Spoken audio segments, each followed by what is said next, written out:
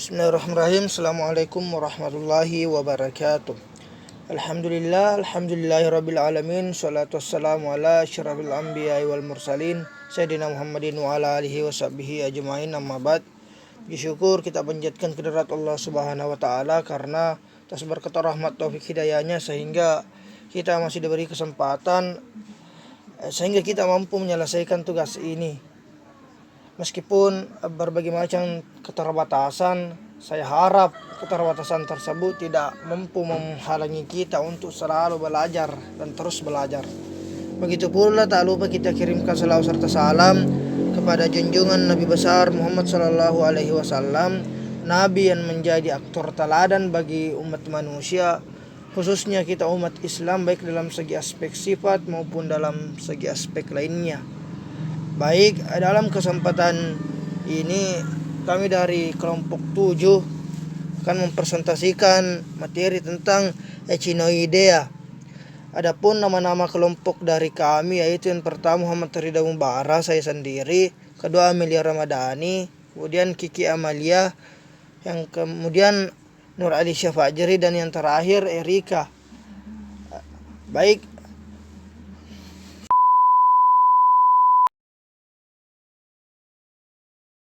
pertama perlu kita ketahui adalah apa sebenarnya itu Echinoidea. Jadi Echinoidea adalah hewan invertebrata yang sering disebut juga dengan landak laut. Echinoidea berasal dari bahasa Yunani yaitu echinos, landak, dan aioides, bentuk. Berarti bisa disimpulkan Echinoidea adalah hewan yang berbentuk landak. Kemudian Echinoidea atau biasa dikenal dengan bulu babi atau landak laut seperti yang saya katakan tadi. Echinoidea merupakan biota laut, penghuni ekosistem lamun dan terumbu karang yang sangat umum dijumpai di perairan dangkal. Hewan ini umumnya berbentuk bundar dan memiliki duri pada kulitnya yang dapat digerakkan. Hewan ini pada umumnya merupakan herbivora yang memakan alga dan lamun, tapi pada kondisi tertentu hewan ini bersifat omnivora, yaitu hidup dari sisa-sisa tumbuhan dan hewan pada lereng terumbu karang.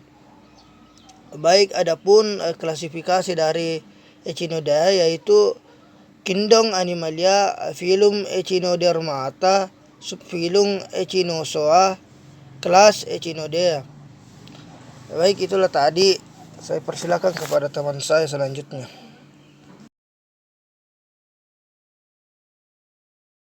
Baik, saya akan melanjutkan materi mengenai ciri-ciri Echinoidea. Yang pertama, tubuh bulu babi ada yang berbentuk bulat seperti bola, ada yang berbentuk oval, dan ada yang berbentuk cakram. Yang kedua, cangkang keras berkapur dan dipenuhi duri-duri. Yang ketiga, duri-duri terletak berderet dalam garis-garis membujur dan dapat digerakkan. Yang keempat, mulut terletak di bawah dan anus terletak di atas. Yang kelima, tubuh bulu babi sendiri terdiri dari 3 bagian, yaitu bagian oral, aboral, dan bagian di antara oral dan aboral. Yang keenam, bagian tengah sisi aboral terdapat sistem apikal. Yang ketujuh, pada sistem apikal terdapat keping genital. Dan yang kedelapan, pada sistem peristomial terdapat selaput kulit yang merupakan tempat menempelnya organ atau lentera Aristoteles. Baik, materi selanjutnya adalah habitat dari Echinoidea. Jadi Echinoidea itu merupakan biota laut penghuni ekosistem lamun dan terumbu karang yang sangat umum dijumpai di perairan dangkal. Adapun untuk sebarannya, dia tersebar di seluruh perairan di Indonesia, dan Echinoidea ini juga ditemukan di Laut Hindia, Australia, Filipina, dan juga Afrika. Selanjutnya itu sistem pencernaan dari Echinoidea. Sistem pencernaannya itu dimulai dari mulut, kemudian menuju ke rongkongan yang mempunyai saluran yang disebut dengan sifon dan berselia.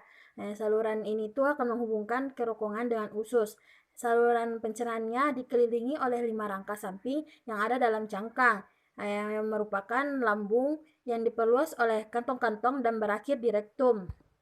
Selanjutnya itu sistem saraf dan pernapasan Echinoidea. Sistem sarafnya sendiri itu merupakan jaringan saraf yang berupa cincin yang melingkari mulut Yang selanjutnya bercabang ke saraf radial, sedangkan sistem pernapasannya yaitu pernapasannya dilakukan oleh 10 insang yang menonjol ke membran peritoneum. Kemudian selanjutnya itu sistem reproduksi Echinoidea. Sistem reproduksinya ini mempunyai 5 gonad yang terdapat pada daerah permukaan aboral. Dari gonad terdapat saluran ke lubang genital. Sesudah terjadi fertilasi di air, maka hasil fertilasinya ini akan tumbuh menjadi sebuah larva planktonik yang disebut dengan Echinopleutes.